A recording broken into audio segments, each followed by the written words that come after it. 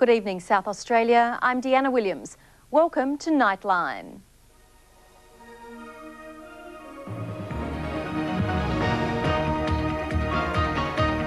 Making news tonight, today's killing at Unley Park, a man's been charged with murder. A chemical drama tonight at a local swimming pool. And South Australia's future in outer space, the countdown begins. Also tonight, Australian medical teams feel the strain of PNG's tidal wave disaster. But first, police are looking for an armed intruder who threatened an elderly woman in her Hampstead Gardens home tonight. The man broke into the Ways Road property around 9:30, but he fled when he was set upon by the resident, aged in her 80s. Police dogs are still searching for the offender, who's believed to have dropped this club in a bush besides North East Road. An ambulance was called to the scene, but the woman was not harmed. A trail of blood leading away from the scene is thought to have come from the intruder. It's not known whether the man took any of his victim's possessions. A 25-year-old Kensington Park man will face court tomorrow, charged over today's murder at Unley Park. A student's body was found outside the home of a prominent Supreme Court judge. The victim had been run down by a car, then attacked with an axe. What began as a routine traffic accident quickly developed into a bizarre case of murder. Shortly after 9 o'clock this morning, a male cyclist was found dead in Unley Park after an apparent hit and run. But it soon became clear this was no accident. Injuries on the male person suggest that as well as injuries received from the accident, he's received injuries as a result of an assault. An axe was left near the body. Forensic tests are expected to confirm it was used in the attack. It's unclear whether the driver waited for his victim or had pursued him along the street. What is known is it's likely the victim would have survived the initial collision, but was killed after being hit repeatedly with the axe. Adding to the mystery, initial reports suggesting the victim was Supreme Court Judge Robin Millhouse. The killing took place outside his home. It later emerged he'd stopped to help. Well, I think I better not go into the detail of it. It was a very, very unpleasant incident, and we called the ambulance and the police, and that's that. But the fact Justice Millhouse is a regular cyclist led to speculation he was in fact the target and the dead man a victim of mistaken identity. I'm not ruling anything out, but I'm also not accepting that that's a viable suggestion at this time. It's now understood the victim was a student at Adelaide University. This afternoon, the vehicle used in the incident was found at Highgate and has since been impounded. A short time later, a 25-year-old man from Kensington Park surrendered to police. He's been charged with murder and will face court tomorrow. Nick Cahoon for Nightline. At least a dozen people were affected tonight when Spar chemicals reacted at a gym complex in Adelaide South. The Marion Leisure Centre was evacuated at around 6:30, leaving ambulance crews to treat several young members of a gymnastics team which was training inside. They suffered breathing difficulties and nausea when an attendant accidentally allowed two chemicals to come together. A number of netball teams were playing on courts near the spa, while those working out in the gym were also evacuated. 8 people were taken to the Flinders Medical Centre for checkups. None was suffering any serious symptoms. He may remain in Parliament and in State Cabinet, but Graham Ingerson remains under intense pressure.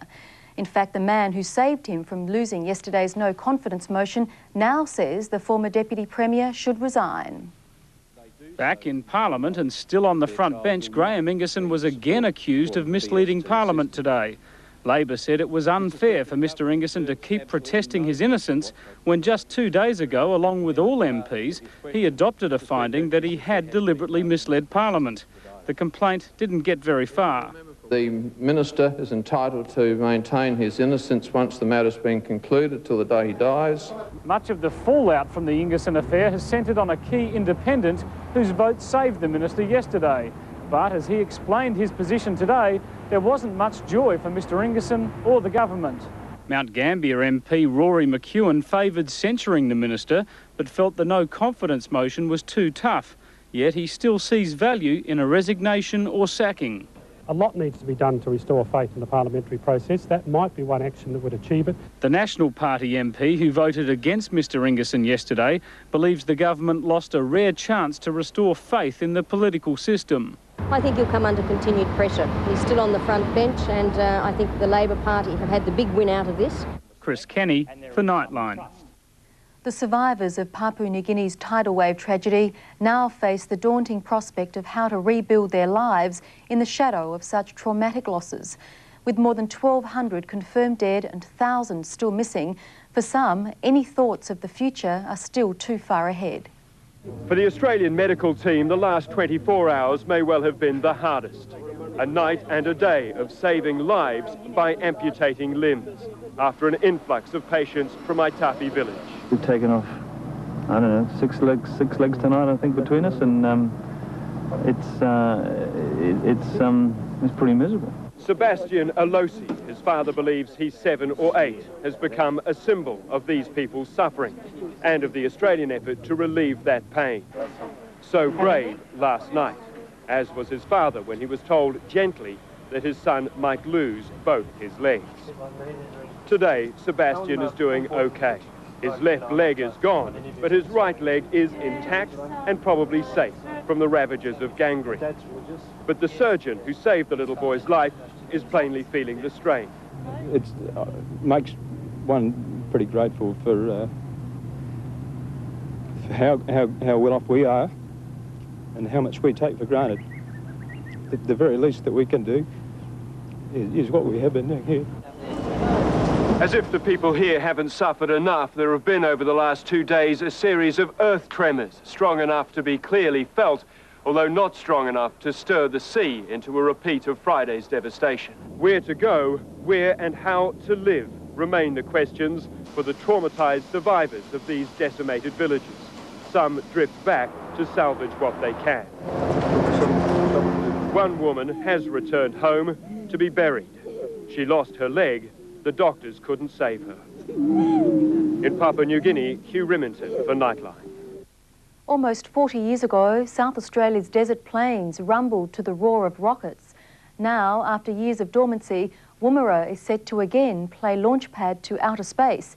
Work has begun on the world's first spaceport, and satellites should be heading skyward early next year. That fading memory is set to become reality once more. With history in the remaking, the politically powerful came from Canberra and Adelaide. After a long layoff, Woomera looks like it's back in the space race. We intend to revolutionise the space transportation business. Here, isolation is strength. This overwhelmingly flat, arid landscape where little moves, just the right stuff for a spaceman. Kistler Aerospace will launch low-orbit communication satellites with rockets that can be reused up to 100 times. Woomera's huge expanse of flat terrain almost uniquely suited to easy retrieval of rockets that float gently back to Earth by parachute.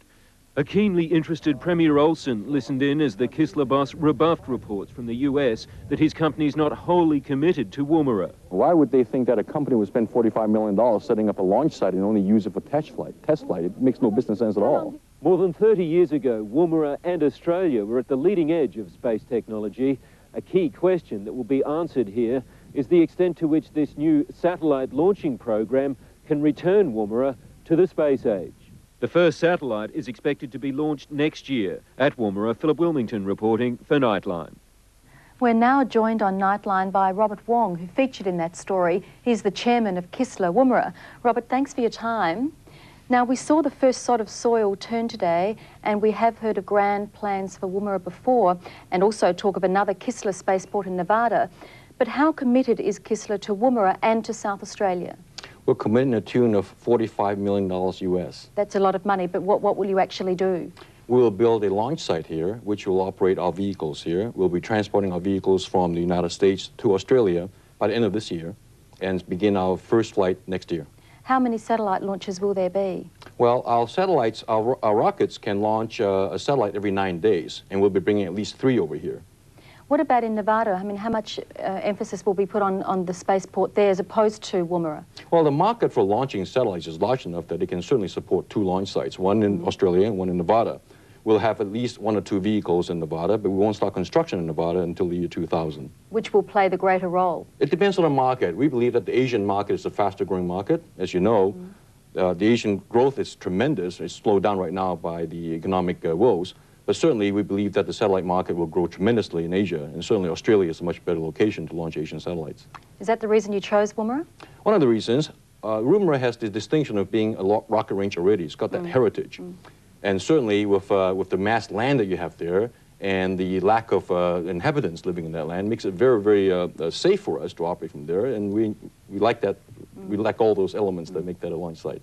It's known that our state government offered you incentives to establish here. How important were those incentives to lure you here? Well, it's very well appreciated, but certainly not the major criteria why we moved to Woomera.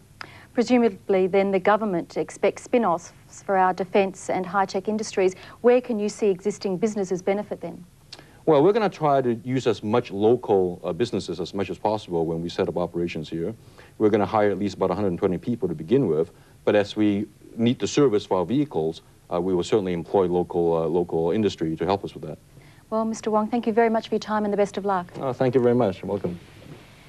All of this, of course, would be the stuff of science fiction, if not for those brave souls who first ventured into outer space. And overnight, the world lost one of those who truly had the right stuff. We'll pay tribute to him a little later in Nightline. Also ahead, a report on Australia's latest flooding crisis and the Adelaide trials of a new drug that might make living with asthma a whole lot easier.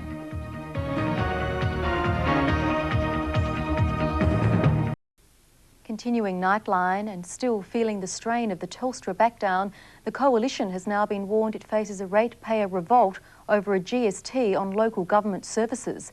The caution came as a senior government minister clashed with a lone protester following today's cabinet meeting called to discuss the tax package. It's been a bad week for Communications Minister Richard Alston. Forced to back off on his plans for the full sale of Telstra, the minister was clearly in no mood for a lone protester who tried to block his path as he left a cabinet meeting in Sydney. Are you wanting to be arrested, are you, or what?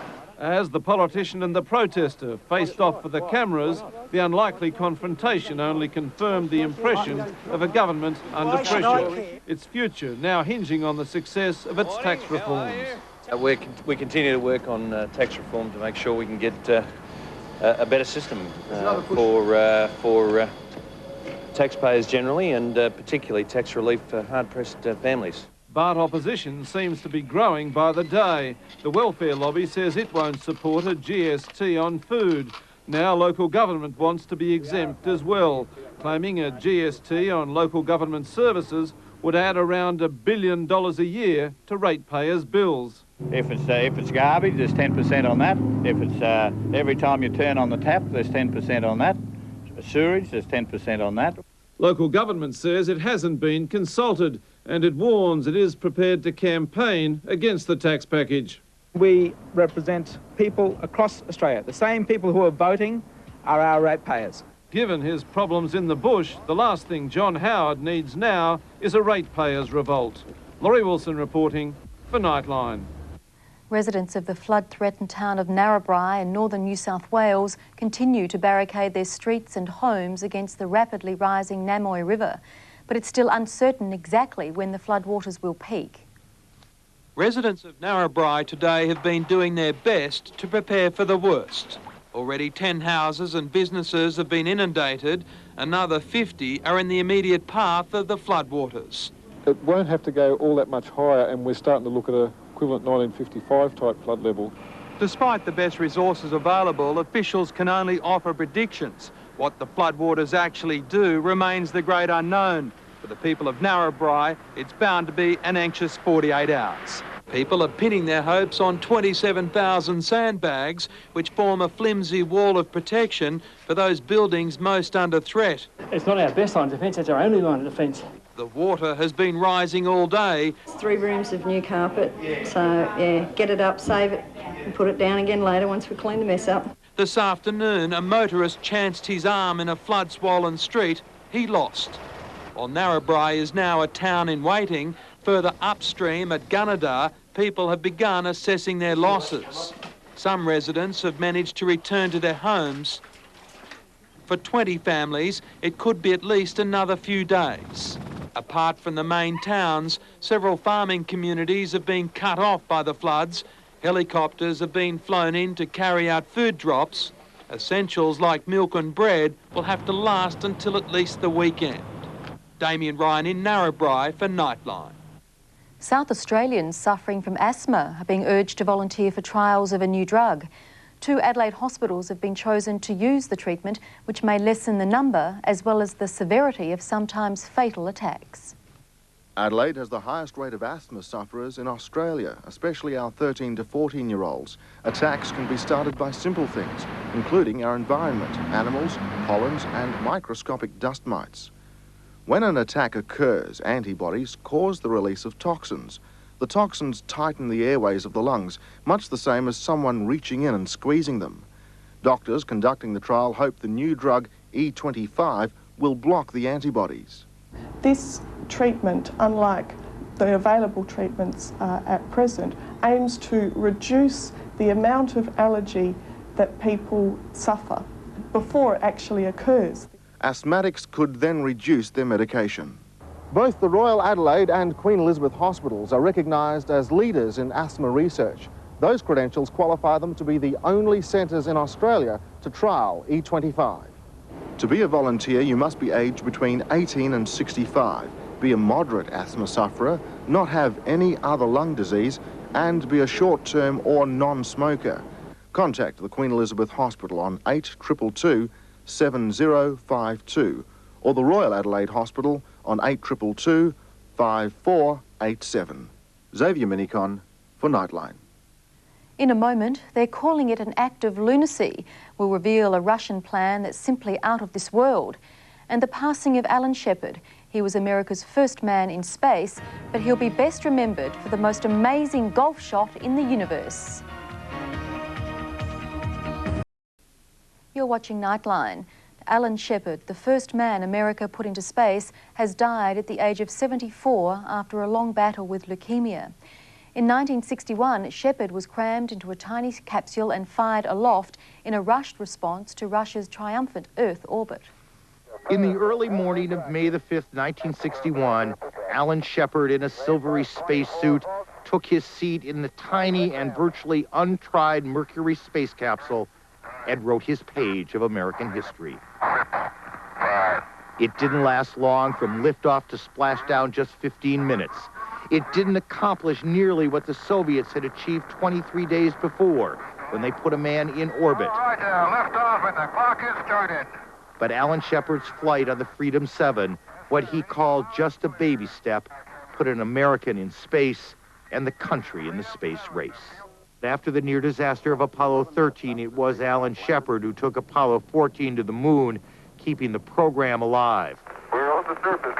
Okay, we made a good landing. He memorably hit the longest golf shot ever recorded and saw the world in those Cold War days in a way he would never forget. That was an overwhelming feeling, and seeing the beauty of the planet on the one hand, but the fragility of it on the other. In recent years, Shepard, who had become a millionaire businessman, suffered from leukemia, and that's what caused his death last night. But nearly 40 years ago, when he was young and strong and brave, he paved the way for one of the extraordinary achievements of this century, man's walk on the moon. For a long stretch of the year, Siberia has to make do with little or no sun.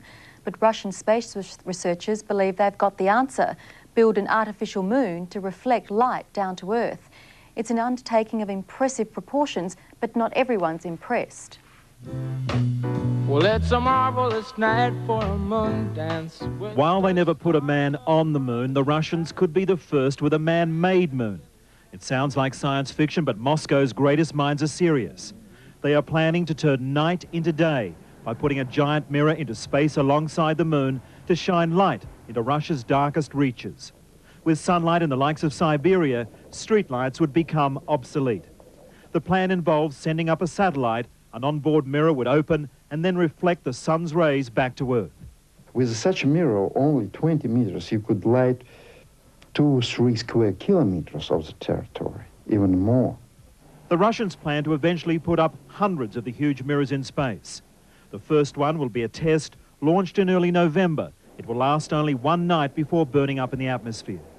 Scientists here in Britain are horrified by the plan, They say their Russian colleagues are playing God. By turning night into day, they fear the polar ice cap could melt even further and that plant and animal kingdoms could be thrown into chaos. The Russians predict their version will be 100 times brighter than a full moon. Astronomers are just hoping the scheme and the new moon never gets off the ground. In London, Mark Burrows reporting for Nightline. Back home now, and another Adelaide hero will be forever recognised in the Australian War Memorial. The family of Arthur Blackburn today handed over his medals, among them a prized Victoria Cross earned for his efforts in France in World War I. Brigadier Blackburn was among the first Anzacs to land on Gallipoli, surviving to serve elsewhere in Europe. Born in Adelaide in 1892, he also saw battle in World War II. The Canberra Memorial now has 54 Australian Victoria Crosses. They're on display in the Hall of Valour. Finance and weather are still to come tonight, and in the Nightline Sport, the fastest 4x400 metre relay ever run. And time's up for Port Power's out of form full forward. Sunday, a heartwarming National 9 News special. We're here to mark the 80th anniversary of the end of the Great War. A remarkable account of South Australians involved in World War I, presented by Bank SA, Private Basisto, one of the boys, premieres 6:30 Sunday.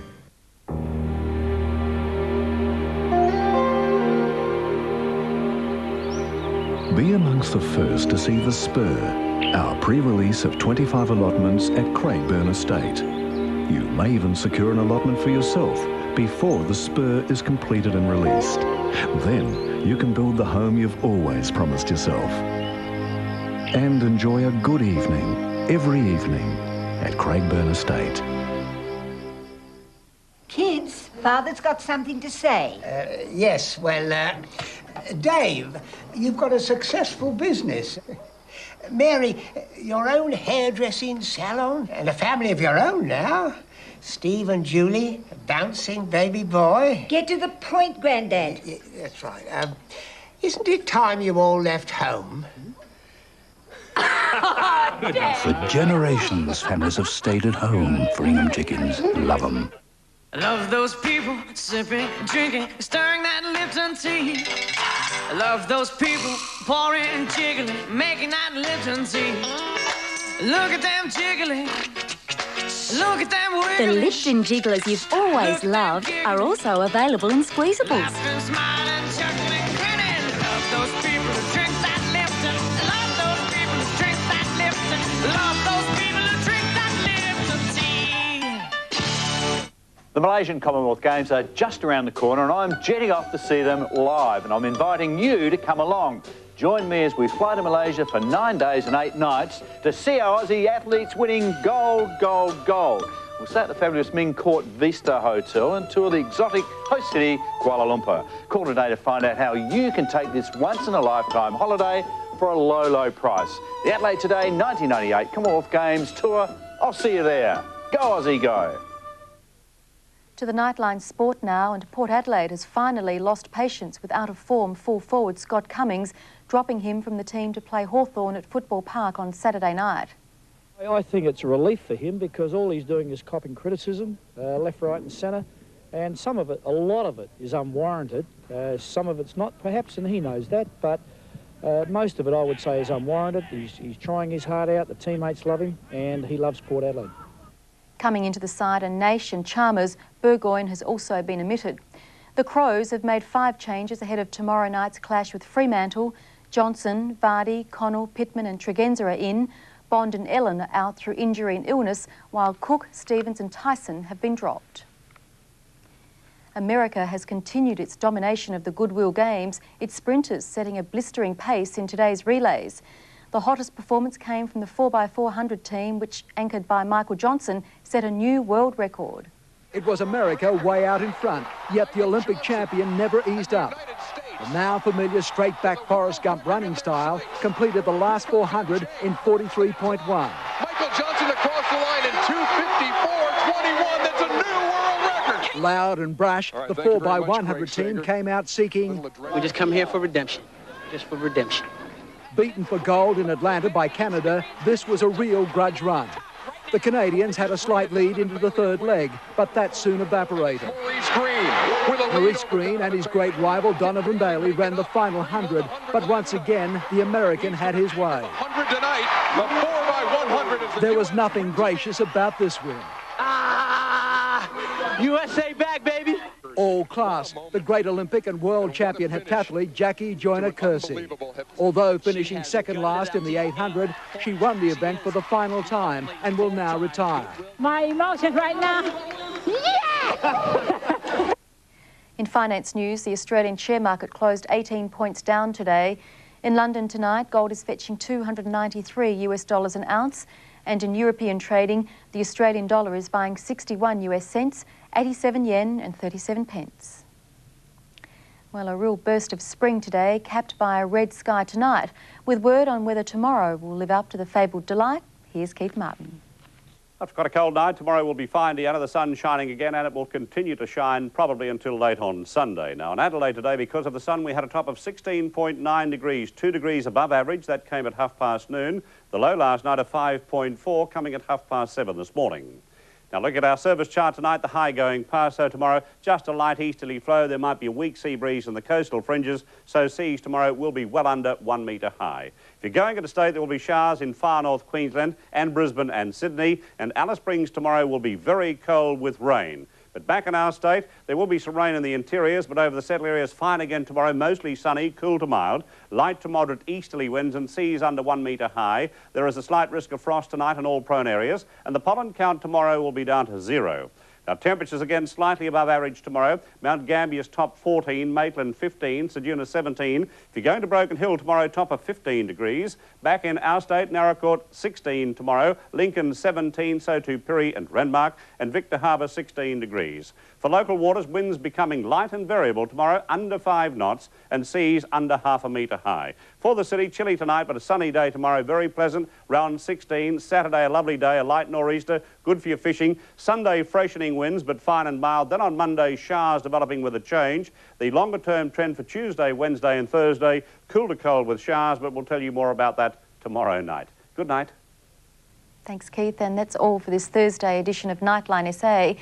In National 9 News at 6 o'clock tomorrow, our special investigation into Adelaide's dating game, including exclusive pictures as we join a police raid. But for now, I'm Deanna Williams. Good night.